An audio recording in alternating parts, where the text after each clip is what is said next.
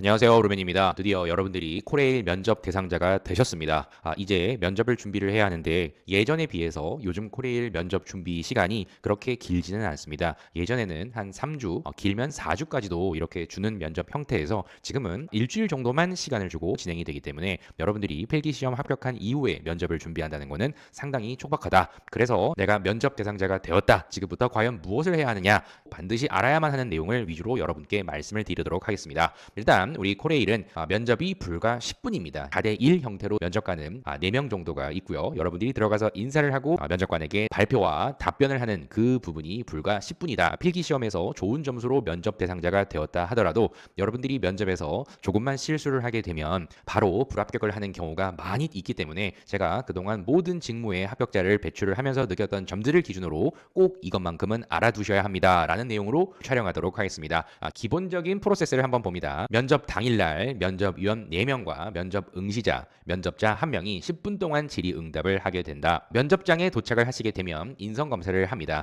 다만 면접을 끝난 이후에 보는 분들도 있고요. 면접을 보기 이전에 검사를 하는 조도 있기 때문에 이 부분은 조금 다를 수는 있습니다. 그러면 당연히 대기실에 입장을 해서 상황 면접부터 문제지를 수령을 할 거고요. 약 7분 동안 준비 시작하는 그 시점부터 상황 면접을 준비를 하셔야 합니다. 발표 내용을 어떻게 짤지 7분 동안 결정을 해야 되기 때문에 사전에 많은 연습이 필요하겠죠. 그리고 상황 면접 질문지와 답안지를 가지고 면접장으로 입장을 하셔서 먼저 1분 자기소개를 하도록 다 합니다. 그 다음에 상황 면접 답변 준비된 내용을 기준으로 발표를 하게 되어 있습니다. 이 또한 1분이고요. 꼬리 질문까지 포함하면 약 4분 정도 내에 순식간에 진행이 됩니다. 그리고 불과 남은 5분 동안 두세 개 정도의 질문이 이어지겠죠. 그래서 여러분들의 메인 경험, 왜 우리 코레일로 오게 된 건지, 무엇을 가장 해보고 싶은지, 조직과는 잘 어울릴 수가 있는지, 업무적으로 사람과 관계적으로 이런 부분을 보고 공익지향적인 여러분들의 성향과 원칙을 준수하는 공조직의 특성을 가지고 있는지 이 정도 보면 이미 끝나고 면접장을 나가게 됩니다. 이렇게가 불과 10분 안에 끝나버리는 매우 허무한 면접이기 때문에 반드시 초반에 여러분들이 올인을 하셔야 될 것은 상황 면접을 정확히 점수를 받을 수 있는 내용으로 제시를 해야 한다라는 부분과 1분 자기소개에 분명히 평가받을 수 있는 내용, 면접관이 물어보기 좋은 내용으로 던져 놓아야 한다. 이런 부분을 말씀드립니다. 당연히 인성검사는 통과를 한다라는 관점으로 바라본 겁니다.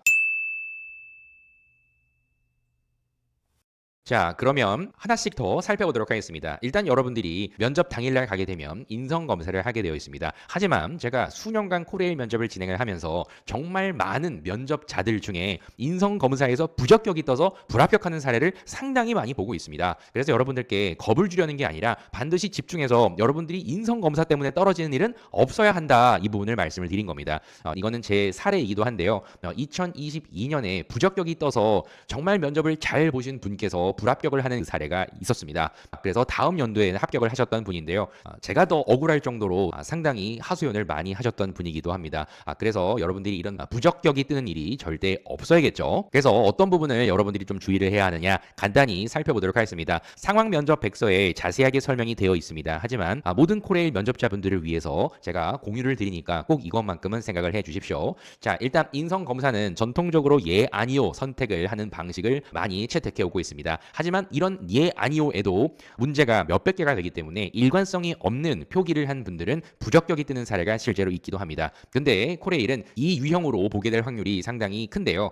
보게 되면 4개의 세트로 구성이 되어 있는 것을 아시게 될 겁니다. 그날 알게 되는 것보다 미리 알고 있으면 좋기 때문에 말씀을 드리는 거예요. 정확히 이해를 하셔야 될 부분은 1번이 전혀 그렇지 않다. 그리고 6번이 매우 그렇답니다. 그렇기 때문에 예시를 보게 되면 후회되는 일들이 계속 떠올라 괴롭다. 전혀 나는 그렇지 않다라면 1이고요. 매우 그렇습니다 하면 6입니다. 이게 명확하게 여러분들의 머릿속에 잡혀있지 않으면 풀다가 갑자기 집중력이 흐트러집니다. 내가 일관성 있게 하고 싶지만 갑자기 혼동이 와서 뒤죽박죽이 되는 그런 사례가 실제로 있기도 하고요. 이 1과 6의 개념을 모르고 아무 생각 없이 집중하지 않고 체크를 하다가 중간 가서 그때 깨닫고 나서 멘붕이 오는 그런 사례도 실제 있습니다. 다시 강조드리지만 이렇게 질문 유형이 나오게 되면 1번이 전혀 그렇지 않다. 점점점 6번으로 갈수록 매우 그렇다. 이렇게 이해를 해주셔야 되고 되고요. 체크를 할 때에도 여러분들의 생각, 가치관은 계속 일치가 되어야 합니다.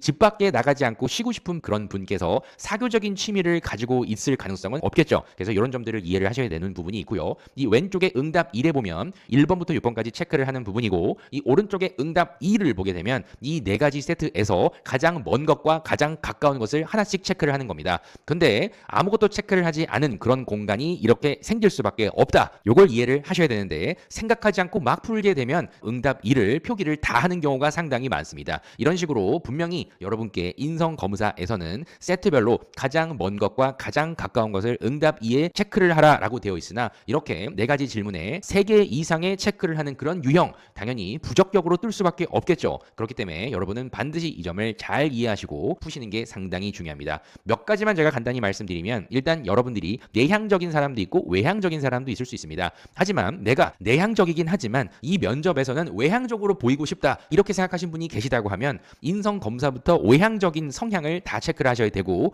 소재와 또 실제 면접에서 이야기를 하는 면접관의 질문에 답을 하는 모든 내용도 외향적인 컨셉으로 계속 유지를 잘 하셔야 합니다. 그래서 10분 동안 여러분들이 캐릭터를 잊지 않고 유지할 수 있다고 하면 솔직히 내가 내향적이라 하더라도 외향적으로 충분히 할 수 있습니다. 하지만 중요한 것은 내향적이라고 일을 못한다, 조직에 어울리지 못할 것이다, 절대 그렇지 않습니다. 무조건 외향을 하지는 않았으면 좋겠습니다. 그래서 이런 점들을 정확히 이해를 하시는 게 좋고요. 대표적으로 여러분들이 거짓말로 많이 표기를 하는 두 가지가 있습니다. 함께 일하는 걸 선호한다, 혼자 일하는 걸 더 선호하는 분들이 솔직히 많거든요. 하지만 공공기관, 공기업에 근무를 하기 위해서는, 또 조직에 함께 일한다는 부분을 강조하기 위해서는 팀워크, 협력의 중요성, 이런 점들을 강조하려고 함께 일하는 거를 선호한다라고 더 여러분들은 강조를 하는 이런 항목이 있고요. 그리고 계획하는 거를 다 선호합니다. 워낙 공조직이기 때문에 사전에 계획을 하는 것을 이렇게 거짓으로 나는 그렇습니다라고 표기를 하는 경우가 많기 때문에 이게 나쁜 건 아닙니다. 하지만 여러분들이 면접에서 얘기를 하는 그 안에는 반드시 계획적인 여러분들의 성향이 나타나야 되기 때문에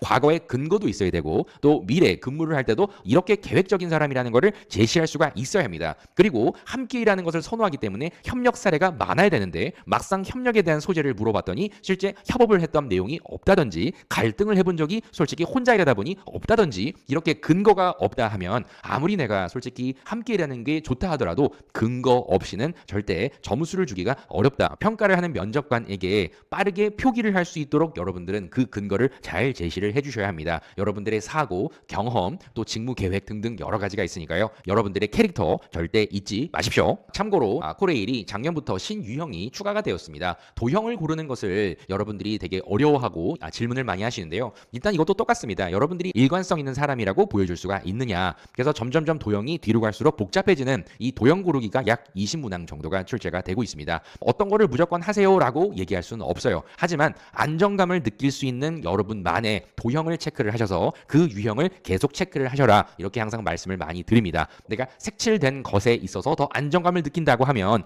계속 색칠된 유형과 유사한 모양을 가지고 있는 도형 기준으로 선호도를 체크를 하셔라. 여러분이 어떤 도형에 안정감을 느끼는지 체크를 한번 하시고 가장 마음에 드는 도형을 표기를 하시는 게 좋다, 이렇게 저는 권해드립니다. 외부에 삐져나온 것보다 감싸는, 꽉 차 있는 이런 유형의 도형을 더 많이 선호를 하십니다. 그래서 복잡한 유형의 도형들은 이런 식으로 표기가 되기 때문에 최대한 여러분들이 어떤 부분에 있어서 안정감을 느끼는지, 나는 일관성 있게 이런 사람입니다 라는 체크를 잘 하시면 그렇게 도형에 있어서 어려운 부분은 없을 것이다, 이렇게 했다가 저렇게 했다가, 이런 부분을 저는 권하지 않습니다. 이 내용들은 코레일 상황면접 백서에도 담겨져 있으니까 꼭 보시는 걸 권해드립니다. 자, 이제 두 번째 상황 면접입니다. 여러분들이 인성 검사를 떠나서 본 면접에서 가장 먼저 하게 될 면접이 상황 면접입니다. 1분 동안 발표를 하셔야 되기 때문에 여러분들이 과연 어떤 이유로 불합격을 하느냐, 일단 과거의 기출 질문 기준으로 연습을 하시면 됩니다. 최근에 끝났던 서교공 면접에서도 PT 면접이었는데 코레일처럼 상황 면접으로 변경이 되었습니다. 역시나 상황 면접의 주제가 갑자기 발생한 비상 상황 속에서 어떤 근거를 가지고 어떤 대처를 할 것이냐, 이러한 상황 면접 주제가 주어졌기 때문에 사무 영업 분야는 대부분 돌발 상황 속에서 어떤 대처를 할 것이냐, 기술직 또한 유지 보수 차원에서 딜레마 상황이 주어집니다. 가장 대표적인 상황이 신입사원으로서 매뉴얼 자체에도 없고 도움을 요청할 동료나 선임도 전혀 없는 그런 상황이 주어진다. 무엇을 근거로 행동을 할 것이냐라는 부분을 물어봅니다. 그래서 이 부분을 1분 동안 발표를 해라, 이렇게 요구를 할 것이기 때문에 구조화해서 1분 동안 발표를 하는 연습을 꼭 하시는 게 좋습니다.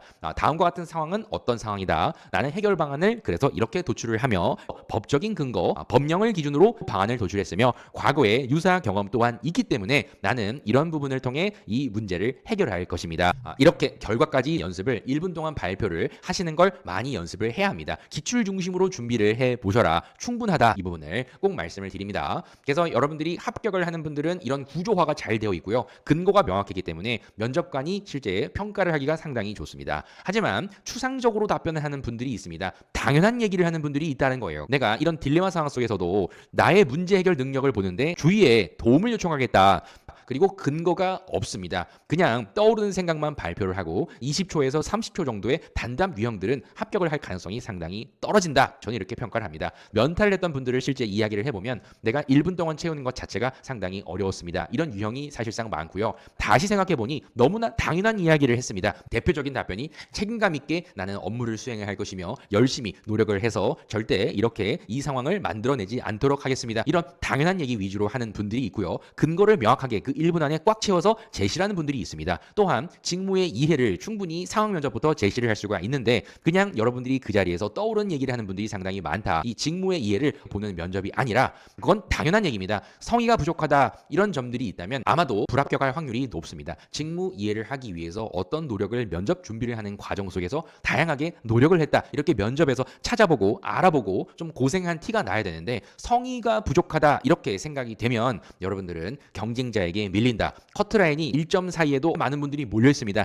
작은 것 하나로 떨어지는 사례가 많기 때문에 반드시 여러분들은 필기 점수가 아무리 높다 하더라도 최대한 면접에서 좋은 점수를 무조건 받아야 한다. 이렇게 임하시는 걸 저는 권해드립니다. 그래서 이런 상황 면접이 실제 주어지게 되면 7분 동안 여러분들은 어떤 상황인가를 충분히 이해를 하고 어떤 근거로 어떤 해결 방안을 도출할지를 많이 연습을 하셔야 합니다. 기출 상황 백서에 담겨져 있으니까요. 기출 질문들 위주로 상황 발표라는 것을 많이 해보시는 것을 저는 권해드립니다. 시간을 정해놓고 발표라는 것은 마지막에 하시면 될 거고요. 가능하면 시간 제한이 없이 많이 고민을 하시고 발표라는 연습을 반드시 하셔야 된다. 면접 초반에 승부를 보시려면 상황 면접에서 좋은 점수를 받고 시작을 하셔야 면접관들이 나에게 좋은 호감도를 가지고 인성 면접으로 넘어갈 수가 있다. 꼭 이 부분을 이해를 꼭 해주십시오. 그리고 상황 면접에서도 기술직 같은 경우에는 내가 전공자인 분들도 있고 또 자격증을 취득을 하면서 또 열심히 노력한 그런 분들도 있을 텐데 기본적으로 직무에서 필요한 핵심 내용들 정도는 물어볼 수가 있습니다. 전기통신 같은 경우에는 궤도, 회로, 신호, 제어,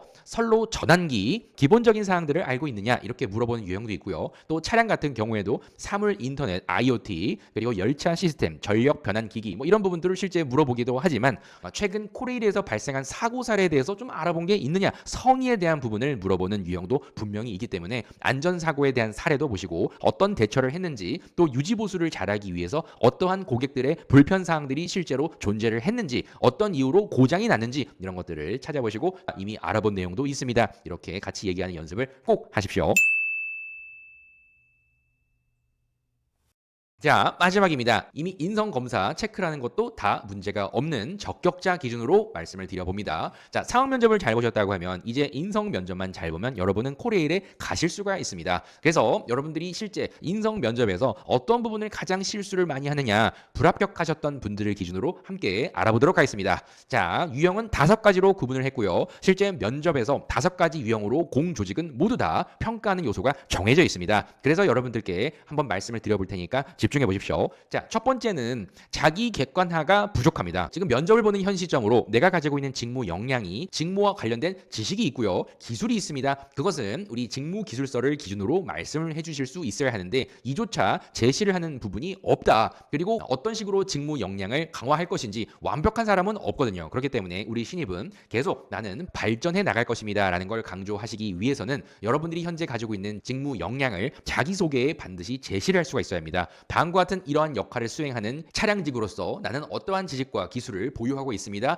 어떤 노력을 해왔습니다. 이건 기본 패턴인데 여러분들이 이렇게 태도적인 부분으로 가는 경우에는 묻힙니다. 성실합니다. 침착합니다. 책임감이 강합니다. 배려심이 있죠. 꼼꼼합니다. 이런 태도 중심의 답변으로 구성된 이러한 1분 자기소개는 매력이 없다라고 평가할 가능성이 높습니다. 면접 경쟁자에게 밀린다는 점 꼭 여러분들 이해를 하시고 본인이 스스로 가지고 있는 직무 역량에 대해서 정의를 잘 내려주시고 부족한 점이 있기 때문에 강화해 나갈 나가겠다. 그러한 이유가 코레일이 나가고자 하는 방향과 함께 가기 위해서는 나도 계속 성장을 해야 합니다. 이런 이야기를 할 수가 있어야 합니다. 그리고 경력자도 실제 많은데요. 경력자들이 의외로 아는 척하다가 불합격하는 그런 사례가 많습니다. 대학생과 10년 차 이상의 경력자가 붙었을 때에도 대학생이 이기는 경우가 실제로 우리 코레일은 많습니다. 그만큼 여러분들의 과거 이력은 면접장에서는 모두 공정합니다. 내가 어떤 부분을 준비를 해왔고 무엇을 반드시 얘기를 해야겠다라고 잘 설정이 되어 있는 분들은 코레일 면접에서 다 좋은 결과를 분명 받을 수 있다. 불합격하는 유형 두 번째로는 공익성이 없는 경우가 많습니다. 그 대표적으로 코레일에 왜 지원을 하신 겁니까? 라고 물어보는 질문이 분명히 있을 수 있죠.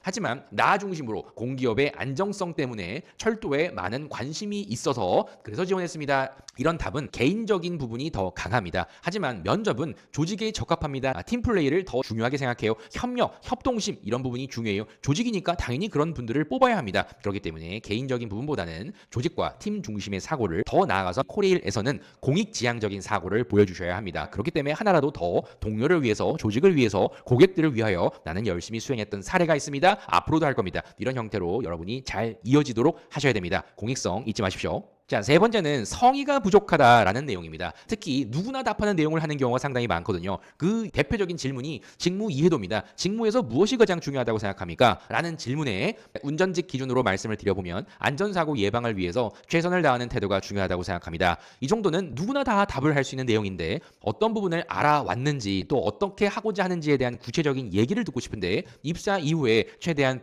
배워나가겠습니다. 아직은 잘 모릅니다. 이런 형태로 얘기를 하시고 점수를 받지 못한 사례가 상당히 많이 있다. 그래서 직무에서 가장 중요한 부분이 나는 단순히 운전한다는 게 아니라 노선에 따른 고객 유형을 분석을 하고 또 응급 상황에 대한 대처를 하기 위하여 사전에 규정을 정확히 이해를 하고 다양한 사고 사례들을 메모해서 어떤 비상 상황이 생겨도 빠른 대처를 통해 우리 고객들의 안전을 최대한 신경 쓸 겁니다. 국민을 위해서 이런 마음가짐이 있어야 하니까요. 이런 부분을 입사 전에 면접장에서 열심히 준비를 해왔다는 것을 보여주셔야 하는데 누구나 얘기할 수 있는 내용으로 답을 하게 되면 10분이라고 제가 말씀드렸습니다. 그 시간 안에 절대 점수를 받을 수가 없다. 그래서 꼭 이 부분을 강조드립니다. 입사 이후에 배워나가겠다라는 것보다는 성의껏 오늘 면접을 보는 순간까지 무엇을 준비를 했느냐 비슷한 걸 하나 더 말씀을 드리면 적응하기 위해서 내가 가서 아직은 모르기 때문에 그때 가봐서 적응을 하겠다라는 것보다 적응하기가 어려운 다양한 직무 내 고충들을 현직자와 인터뷰를 했습니다. 다음과 같이 알아보았습니다. 뭐 이런 내용을 얘기하셔야 되는데 누가 봐도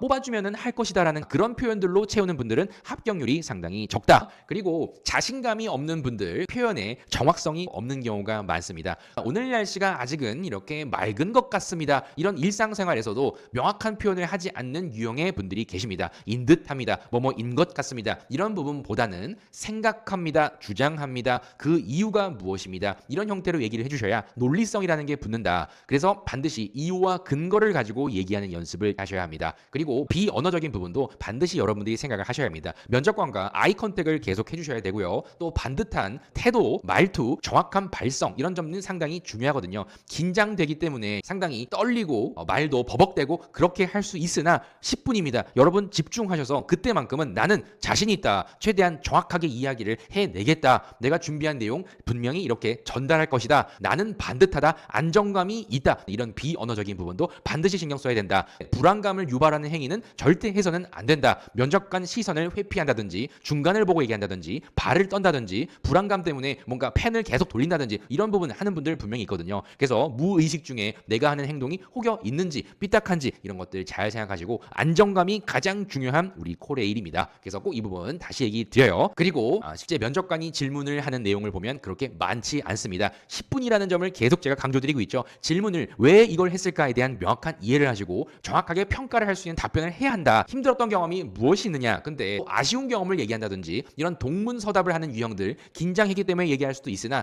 집중하셔야 된다. 그래서 묻는 얘기에 바로 대답을 하는 연습이 상당히 중요한데 이게 그렇게 어려운 분들이 많습니다. 그래서 힘들었던 경험이 무엇이냐? 언제 이런 상황이 내가 가장 힘들었다. 그 이유는 내가 어떤 생각을 가지고 임했기 때문에 이런 힘들었던 부분이라고 말씀을 드리는 것이다. 이런 형태로 묻는 것에 대한 명확한 표현을 하는 연습을 하셔야 되는데 장황한 답변으로 하는 분들 많습니다. 내가 어디에 근무를 할 때 그 당시 어떤 상황이 있었는데 그때 어떤 행동을 하다 보니 이렇게 얘기하다 보니까 질문이 질문이 뭐였지? 그래서 질문에 집중하시고 면접관이 힘들었던 경험을 통하여 나의 극복 의지와 발전 가능성에 대해서 또 사고에 대해서 평가를 하는구나. 그래서 나는 이런 답변을 하는 것이다. 이렇게 준비된 답을 3문장 정도로 깔끔하게 하는 연습을 해 나가셔야 합니다. 그래서 이런 점들을 연습하는 게 컨설팅 과정이 있죠. 그래서 댓글로 컨설팅 신청을 할 수 있도록 링크를 남겨 드릴 테니까요. 이번 코레일에서도 많은 분들과 만나고 최종 합격까지 함께 열심히 준비를 해서 다 TO를 차지해 봅시다. 그래서 여러분들께 지금까지 중요한 내용 위주로 핵심만 말씀을 드렸습니다. 꼭 이 내용만 다시 보더라도 여러분의 방향이 잡힙니다. 그럼 여러분들과 함께 최종 합격의 순간까지 한번 달려나가 보도록 하겠습니다. 꼭 합격하십시오. 감사합니다.